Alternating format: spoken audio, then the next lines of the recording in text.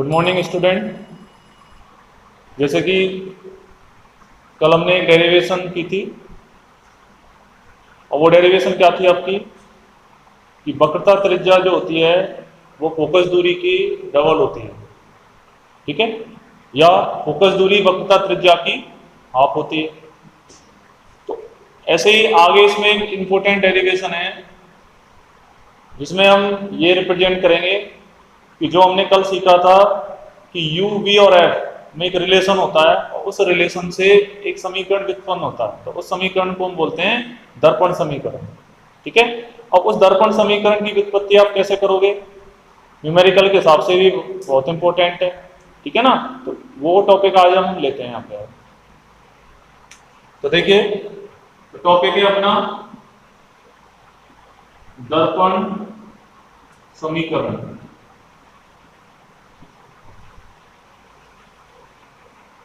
इसको बोल सकते हैं मिरर फॉर्मूला।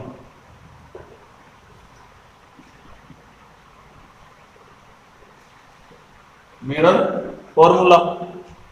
अब मिरर फॉर्मूला मेंटेन यानी कि व्युत्पन्न करने के लिए हमें सबसे पहले एक स्ट्रक्चर की जरूरत पड़ेगी, रे डायग्राम की, ठीक है ना। तो वो कैसे हम करेंगे, तो कॉनकेव यानी कि अवतल दर्पण द्वारा दर्पण समीकरण या मिरर फॉर्मूला को व्युत्पन्न करना। तो वो कैसे करेंगे, तो सबसे पहले आप क्या करोगे, एक अवतल समीकरण यहाँ पे ड्रॉ करोगे, बनाओगे। ये आपका अवतल समीकरण हो गया, वो दर्पण हो गया, सॉरी, ठीक है। अवतल दर्पण, अवतल दर्पण के सेंटर पॉइंट यानी कि जहां से आपका मुख्य अक्ष गुजरता है वो पॉइंट पी हमने यहाँ पे लोकेट कर दिया, और सी पॉइंट ये हो गया वक्रता केंद्र, और एफ पॉइंट इसका ये हो गया, ठीक है। इतना तो आप जान चुके होंगे। अब हमें क्या करना है, एक वस्तु को हमें इसमें लोकेटेड करना है, माना वो वस्तु है ए बी, ठीक है। और उस ए बी वस्तु को लोकेट करके उसकी जो इमेज व्युत्पन्न होगी, ठीक है ना। इमेज कहां पे बनेगी, क्योंकि आपका देखो अवतल दर्पण है तो अवतल दर्पण की इधर ही बनेगी कहीं ना कहीं इमेज, ठीक है। तो इस तरीके से हम वो चीजें यहाँ पे मेंटेन करेंगे। तो देखो माना एक ए बी ऑब्जेक्ट है, ए बी क्या हो गई आपकी, एक वस्तु हो गई। अब अकॉर्डिंग टू रूल्स यानी कि जो नियम मैंने बताए थे, 4 नियम, उसको हम फॉलो करते हैं, ठीक है। सबसे पहले ए बी एक वस्तु ली, यहां से एक किरण आपने अवतल दर्पण के परावर्तक वस्तु पर आपतित करवाई। अब ये वाली जो किरण है, ये वाली जो रे है, वो मुख्य अक्ष के कैसी है, समांतर यानी कि पैरेलल। अब नियमों के अनुसार ये कहां से गुजरनी चाहिए, मुख्य फोकस बिंदु से, ठीक है ना। तो इसको आप मुख्य फोकस बिंदु से गुजार सकते हो ऐसे। ये डायरेक्शन आपने शो कर दी कि ये आपकी आपतित हो रही है, इंसिडेंट हो रही है इस वाली सरफेस पे, और यहां से रिफ्लेक्ट यानी कि परावर्तन होके वो मुख्य फोकस बिंदु से पास हो रही है। तो एक तो ये पॉइंट ले लिया हमने। दूसरा जो पॉइंट लेंगे वो क्या लेंगे कि दूसरी एक किरण हम यहां से लेते हैं बिंदु से, वो सपोज पॉइंट पी पे इंसिडेंट होती है यानी कि आपतित होती है, इस पे आपतित होती है पॉइंट पी पे। अब नियमों के अनुसार क्या होगा, जितना एंगल यहाँ पे बना हुआ है उतने ही एंगल पे वो क्या हो जाएगी, नीचे की तरफ परावर्तित हो जाएगी, यानी कि इस तरीके से। तो ये आपकी ये परावर्तित किरण हो गई। तो एक किरण तो ये है और एक किरण ये हो गई, 2 किरण हो गई ना। अब जहां पे भी ये दोनों किरण एक दूसरे को काट रही हैं, भाई इसकी क्या बन जाएगी, एक इमेज बन जाती है। क्या बन जाती है, एक इमेज यानी कि प्रतिबिंब बन जाता है। अब जैसे हमने एरो की साइड यहाँ पे ए लिया, तो यहाँ पे हम क्या लेंगे, ए डैश। नीचे बी एस इसका बी है तो यहाँ क्या लेंगे, बी डैश, ठीक है। अब आगे क्या करना है, जैसे कल मैंने बताया कि इसमें हमने ये शो करना है कि u कहां पे, b कहां पे और f कहां पर है, ठीक है। तो u क्या रिप्रेजेंट करता है, दर्पण से वस्तु की दूरी को, ठीक है। b क्या रिप्रेजेंट करता है, दर्पण से प्रतिबिंब की दूरी, ठीक है।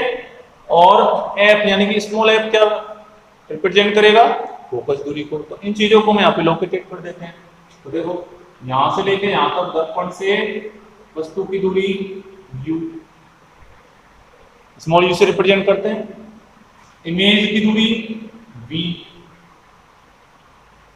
ये भी हो गई। अब f से लेके p की दूरी को किससे रिप्रेजेंट करेंगे, फोकल लेंथ यानी कि स्मॉल f से, ठीक है। वक्रता केंद्र और p के बीच में जो गैप होता है वो किसके इक्विवेलेंट होता है, वक्रता त्रिज्या के r के। तो ये आप यहाँ पे ऐसे नोट कर सकते हो, ये वक्रता त्रिज्या। सारी चीजें हमने यहाँ पे लोकेटेड कर दी कि कहाँ पे आपका u है, कहाँ v है, कहाँ f है, कहाँ आपका r है। अब कल मैंने एक चीज लास्ट वीडियो में ये बताया था कि अवतल दर्पण में चाहे आप u लो, चाहे आप v, चाहे आप f की बात करें, वो तीनों ही कैसी होती हैं, नेगेटिव होती हैं, ऋणात्मक रूप में होती हैं। क्यों होती हैं, क्योंकि मैंने बताया था कार्तीय निर्देश परिपाटी के अनुसार अगर कोई इंसिडेंट यानी कि आपतित किरण की डायरेक्शन में अगर कोई चीज आपकी मेंटेन हो रही है तो वो तो आपको पॉजिटिव लेनी है, धनात्मक, ठीक है। और अगर उसके विपरीत अगर कोई चीज आपकी है, ठीक है, तो वो आपको कैसे लेनी है, ऋणात्मक यानी कि नेगेटिव। तो सारी चीजें इसमें तीनों ही क्या है, यूवी आपकी देखो इस परावर्तक पृष्ठ के इधर है, इमेज भी आपकी इधर बन रही है, फोकस पॉइंट भी इधर ही बन रहा है, इस डायरेक्शन में नहीं है ना। तो यूवी आप यू वी और एफ तीनों ही आपकी कैसी होंगी, इसमें ऋणात्मक होंगी, नेगेटिव, ठीक है। अब तो दर्पण समीकरण की सिंपल सी एक परिभाषा बनती है इसमें कि u यानी कि वस्तु दूरी, v यानी कि प्रतिबिंब की दूरी, f यानी कि फोकस दूरी, इन तीनों में एक संबंध उत्पन्न होता है।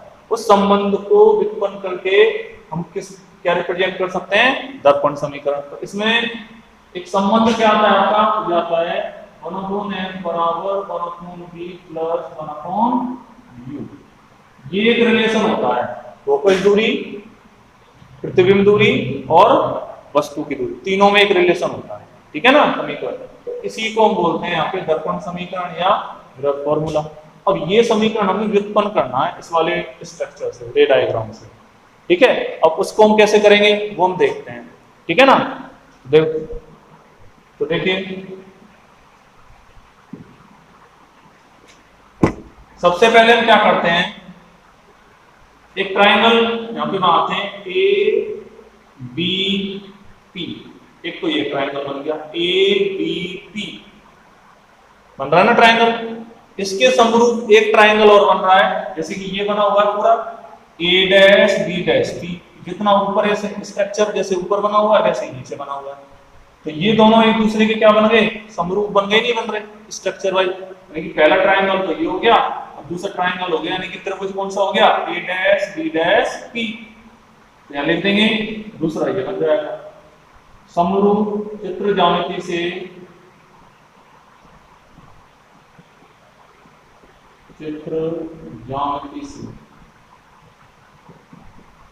ठीक है ना, क्योंकि इस ज्यामिति का ही हम यूज कर रहे हैं इसके अंदर।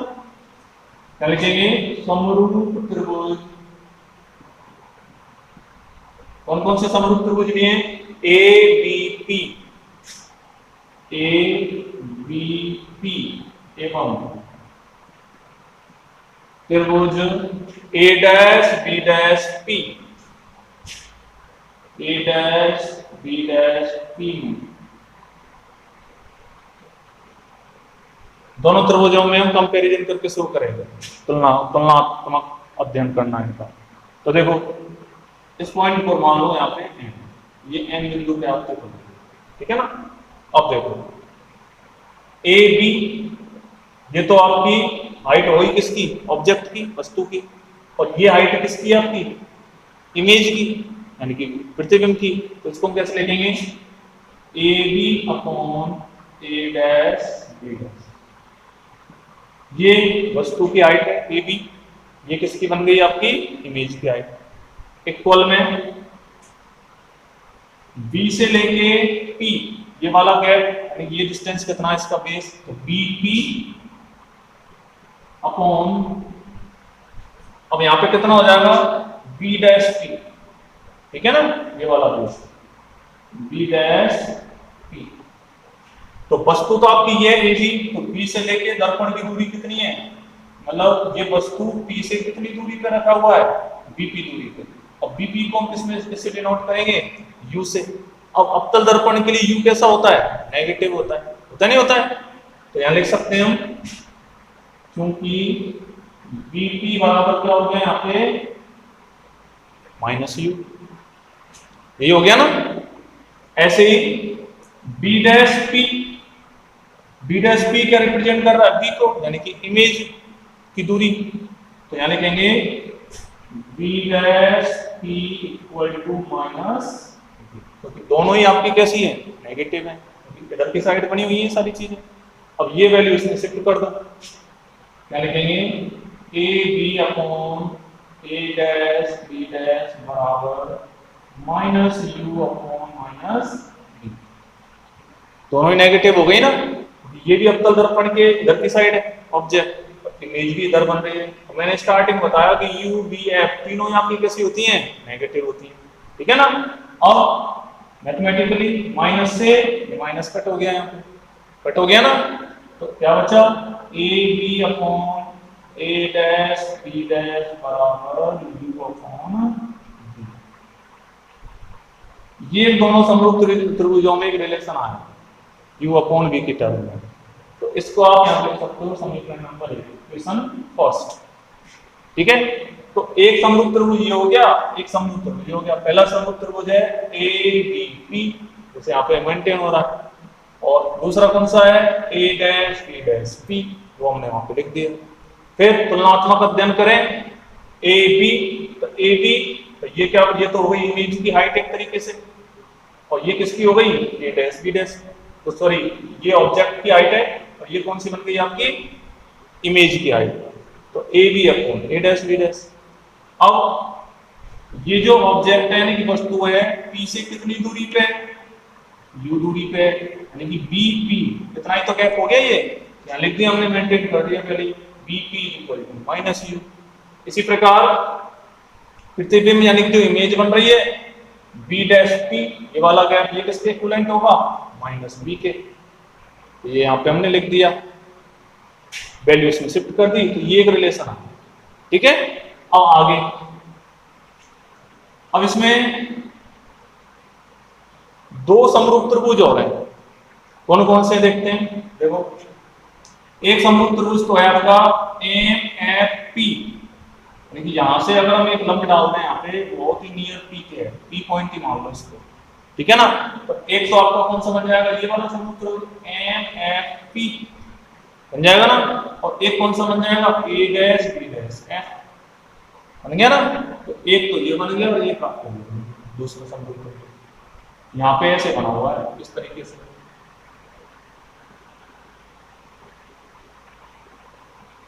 ऐसे बने हुए हैं, देखो स्ट्रक्चर वाइज बने हुए हैं ना। तो यहां इसको बनवाना, यहां इसको बनवाना। अब जैसे यहां पे हम लिखेंगे, चित्र ज्यामिति से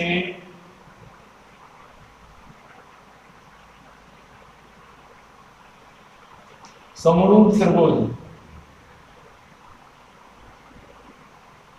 समरूप त्रिभुज कौन सा हो गया आपका, M F P, M F P एवं, और कौन सा हो गया, A dash B dash F, त्रिभुज A dash B dash F. और इसमें तुलनात्मक अध्ययन करेंगे, ठीक है, दोनों त्रिभुजों में। जैसे उनमें तो कंपैरिजन किया था, ऐसे इसमें करेंगे। तो देखो यहाँ पे M से जो हमने एक लंब डाला, यानी कि ये एक परपेंडिकुलर हो गया। अब एम एफ, वो sorry M P, P point पे डाला है, M से डाला है ना। तो M से लेके P पे जब हमने डाला है, तो एम पी ये जितना हाइट में बढ़ा है, उतनी आपकी क्या है, ऑब्जेक्ट है, एक दूसरे के आमने सामने तो है ही है, ठीक नहीं है। तो सिंपल हम लिख सकते हैं एम पी, ये तो भाई ये वाली हाइट ऑब्जेक्ट के बराबर, ये तो हो गई। तो इसके नीचे हम कौन सी हाइट लिखेंगे, इमेज की हाइट, ए डैश बी डैश, लिखेंगे ए डैश बी डैश। ठीक है। और साइड में हम लिख देंगे क्योंकि MP बराबर किसके इक्वल है, वो AB के। MP किसके इक्वल हो गया, AB के, ठीक है ना। ऐसे हम इसमें लिख सकते हैं। अब आगे ये त्रिभुज हमने पहले लिया, तो इसका जो बेस है, ये वाला जो त्रिभुज है, ये कितनी दूरी है यहां से लेके यहां तक, P है। इस वाली त्रिभुज की तो हो गई, तो ये वाला त्रिभुज लिया MFP, ये वाला ही तो आधार लेंगे हम, P से लेके F की दूरी, तो यहां लिखेंगे PF अपॉन। अब देखो दूसरा क्या है आपका, FB डैश, दूसरा त्रिभुज है या B डैश है, देख सकते हैं ना। पहले तो यहां से यहां तक की दूरी, अब ये वाला त्रिभुज है तो इसका बेस इतना है B डैश F, तो इसको आप यहां पे लिख सकते हो B डैश F, ठीक है। अब P से लेके F की जो दूरी है वो कितनी है, फोकल लेंथ। फोकल लेंथ कैसी होती है इसमें, लिख देंगे क्योंकि PF बराबर, फोकल लेंथ भी कैसी होती है, नेगेटिव होती है, वहां पे मेंटेन कर दी। अब B डैश F हमें निकालना है, ये वाली वैल्यू तो है नहीं हमारे पास, देखो ये तो है अपने पास बट ये नहीं है, ये नहीं है ना। अब B डैश F हम कैसे निकालेंगे कि अगर हम टोटल B में से F को माइनस कर दें तो ये वाली डिस्टेंस आ जाएगी, नहीं आ जाएगी, ये वाला गैप आ जाएगा ना। टोटल B डैश तक P से कितना गैप है, B, और P से लेके F तक कितना गैप है, F। अगर इस B में से F को माइनस कर दें तो ये वाला डिस्टेंस आ जाएगा, नहीं आ जाएगा, आएगा ना। तो इसको हम कैसे लिखेंगे कि B dash P minus PF, ठीक है। ये वाला जैसे P B डैश या B डैश P लिख सकते हैं, B डैश F बराबर किसके होगा, B डैश P माइनस, अब इस टोटल माइनस में से हम किसको माइनस करेंगे, PF को, यहाँ पे PF को माइनस कर दिया ना। अब वैल्यू शिफ्ट कर दो, तो B डैश P की वैल्यू कितनी है, माइनस B, क्या लिख देंगे माइनस B डैश P की जो वैल्यू, और यहाँ पर F की वैल्यू कितनी है, ऊपर मेंटेन है PF की वैल्यू ऑलरेडी माइनस में, तो माइनस माइनस ये क्या हो जाएगा, प्लस हो जाएगा। तो इसको यहाँ पे लिख सकते हैं माइनस माइनस F, ये कितना हो गया माइनस B प्लस, तो यहाँ पे ये वैल्यू किसकी आ गई आपकी, B डैश F की वैल्यू आ गई, यानी कि यहाँ से लेके यहाँ तक का जो गैप है वो इतना है, माइनस B प्लस, इतना गैप है। ऐसे हम मैथमेटिकली इसको कैलकुलेट कर सकते हैं, ठीक है ना। अब ये वैल्यू इसमें आपको शिफ्ट करना है, तो इस यहाँ पे वैल्यू शिफ्ट कर दो, तो MP की वैल्यू तो क्या मानी है, AB, तो यहाँ पर हो जाएगा AB upon A dash B dash. MP की वैल्यू तो क्या ले ली, AB, तो MP इक्वल टू क्या लिख दिया, AB अपॉन में A डैश B डैश।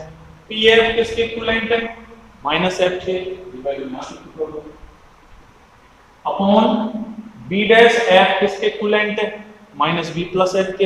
इसको हम कैसे लिख सकते हैं, या F माइनस B ऐसे लिख सकते हैं, क्योंकि पॉजिटिव को पहले लिख दिया, नेगेटिव को बाद में लिख दिया, तो इसको आप लिख सकते हो F माइनस लिख दिया ना। अब एक समीकरण तो ये और एक समीकरण वो मिल गई, इसको मान लो सेकंड समीकरण, समीकरण नंबर 2। आया समझ नहीं आई, अब बस हो गया सॉल्व, थोड़ा सा रह गया। तो फर्स्ट समीकरण तो ये है, सेकंड समीकरण ये हो गया। अब समीकरण 1 में 2 से, क्योंकि यहाँ पे भी लेफ्ट साइड इसकी सेम है, इसकी लेफ्ट साइड और इसकी लेफ्ट साइड सेम है ना, तो एक दूसरे के क्या कर देंगे, इनको इक्वल रख देंगे, ठीक है ना। इस वैल्यू को उठा के यहाँ रख दो या इसको उठा के यहाँ रख दो, बात तो वही हुई ना। तो सारे लिखेंगे समीकरण 1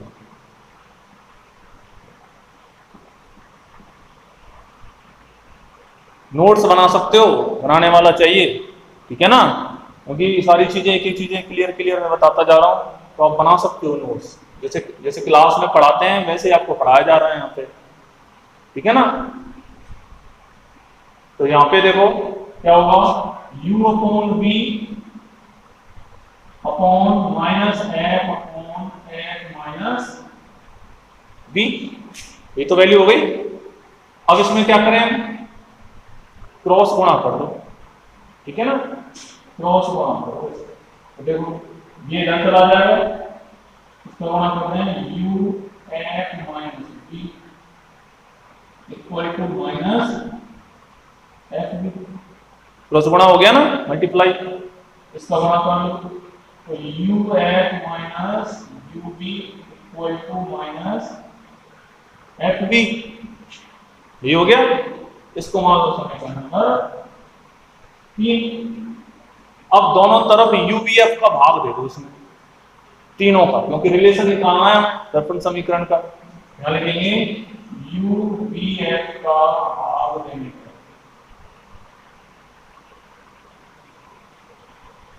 UVF का भाग देने पर, ठीक है।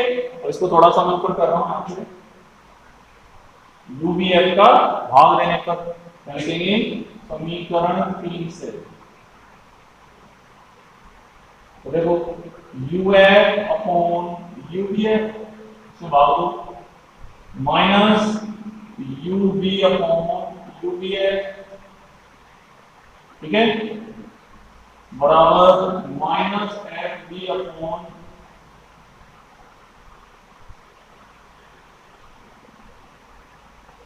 ठीक है, FV अपॉन UVF।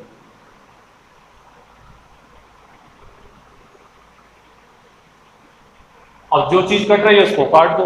तो देखो UF से UF गया, यहां तो क्या बचा 1 अपॉन V, यहां UV से UV गया, यहां क्या बचा 1 अपॉन F, ये तो बचा। और यहाँ पे FV से F और V काट दो, यहां क्या बचा 1 अपॉन U। अब पक्षांतरण कर लो इसका, तो f को इधर ले जाओ, u वाली को इधर, तो रिलेशन क्या आएगा 1 अपॉन f बराबर 1 upon v plus 1 upon v। पक्षांतरण कर लो, आ जाएगा ना रिलेशन। तो इस तरीके से ये हमें एक समीकरण प्राप्त होता है, इसी समीकरण को हम बोलते हैं दर्पण समीकरण। तो दर्पण समीकरण सीधी सी परिभाषा है कि अवतल दर्पण की फोकस दूरी, इमेज दूरी एवं वस्तु की दूरी में एक रिलेशन जो उत्पन्न होता है, यानी कि एक संबंध होता है, तो उस संबंध को एक समीकरण के द्वारा हम क्या करते हैं, व्यक्त करते हैं, ठीक है ना। तो उसी समीकरण को हम क्या बोलेंगे, दर्पण समीकरण बोलेंगे। तो लिख देंगे यही दर्पण समीकरण कहलाता है।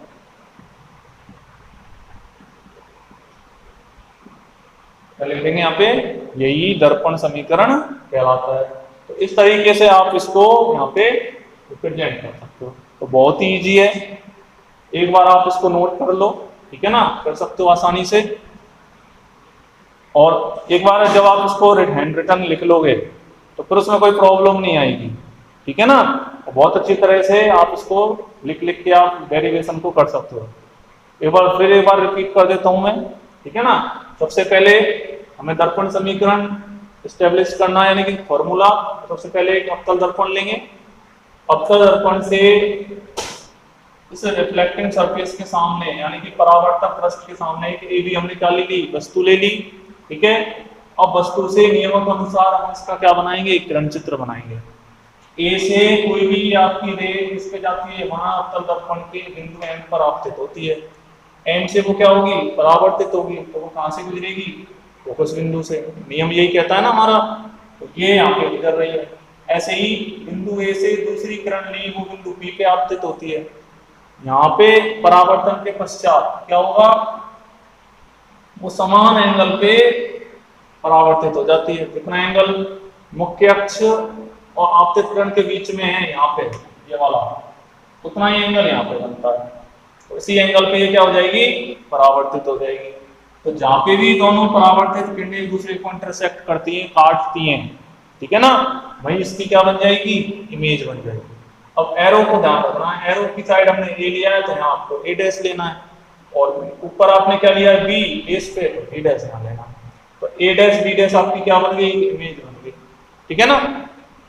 अब अवतल दर्पण से ऑब्जेक्ट यानी कि वस्तु कितनी दूरी पे है, यू दूरी पे, क्योंकि वस्तु दूरी को हम किससे व्यक्त करते हैं, यू से, ठीक है ना। और प्रतिबिंब दूरी को हम किससे व्यक्त करते हैं, बी से। ये मेंटेन कर दिया, लोकेट कर दिया हमने यहाँ पे।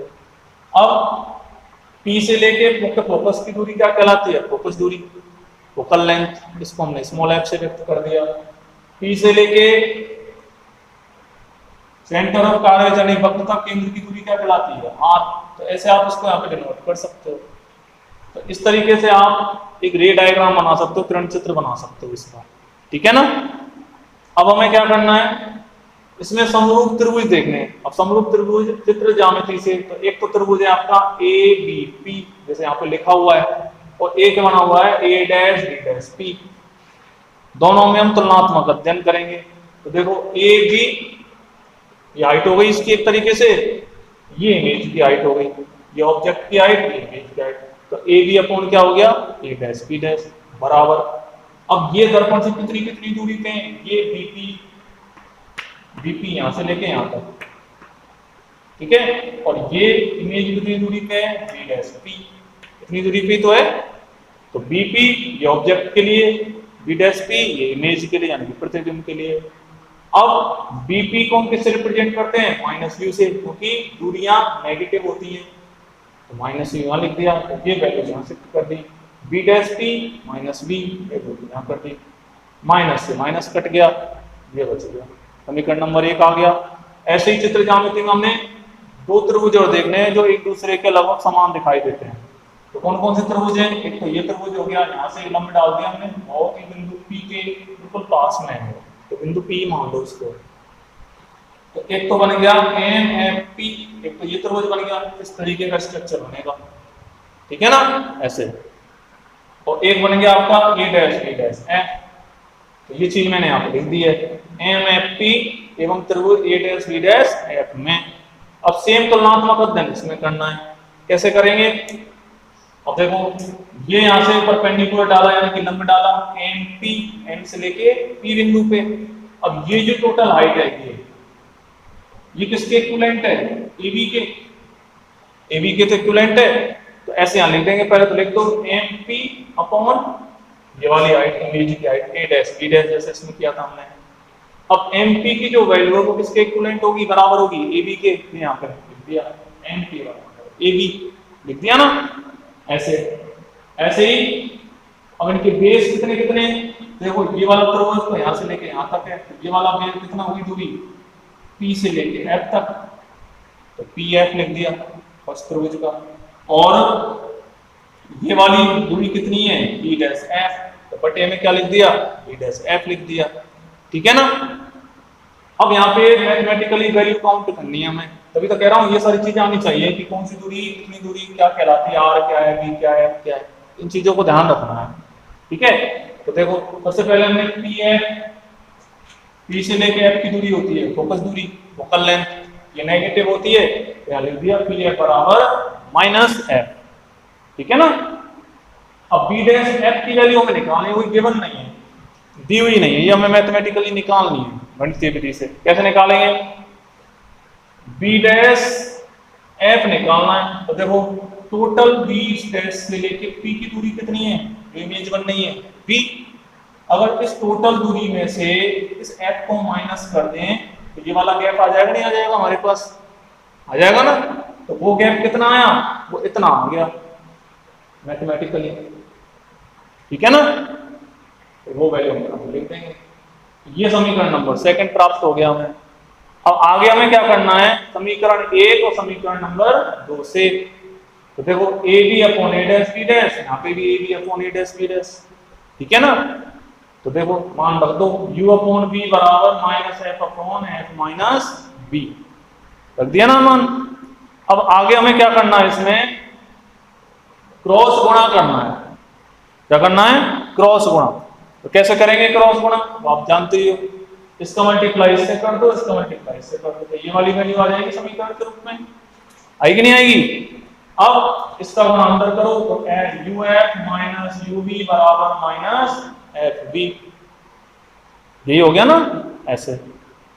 अब इस समीकरण नंबर 3 में किसका भाग देंगे? यू बी एफ का भाग दे दो, क्या ना, क्योंकि हमें इस यू बी एफ में तो रिलेशन निकालना है, तो रिलेशन निकालने के लिए यू बी एफ का हम क्या करेंगे? भाग दे देंगे दोनों तरफ।